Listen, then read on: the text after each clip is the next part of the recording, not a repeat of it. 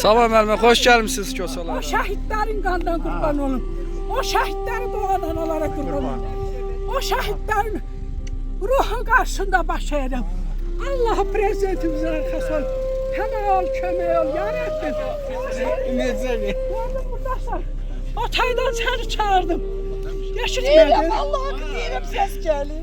Ay, Deyirəm gəldim səs. çatan şımından çağırdım. Ay ana, hardasan? Ay ata, hardasan? Ay İsa baba, hardasan? Eləyəm Ay Nüşay. Ay İldiza. Ay Elmira, hardasan? Telman, hardasan? Gəlmişəm. Ay Elmira, hardasan? Ay.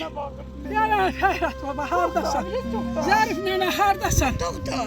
Az o qədər dua eləmişəm. Su gətir. O düzdə o qədər ağlayan bir başa. Ayaqyamı getmişəm. Getdim qəbristanlığı ziyarət elədim. Yasin surəsini oxutdum. Namaz qıldım.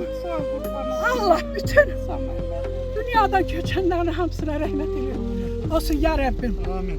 Allah'ım o prezidentin başına dolanır. Allah'ım İsa babanın bağına baktım.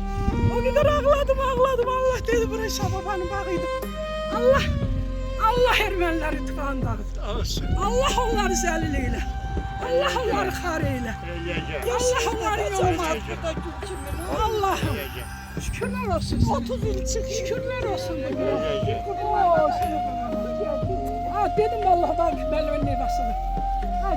Ha deyirəm, oradan səs gəlir. Çağırdım dedim. Allah'a səs vururdum. Çağırdım dedim. Buradayım. Gel aile. Eşitmedim. Bildim ki buradasın. Değil, Fatih yok.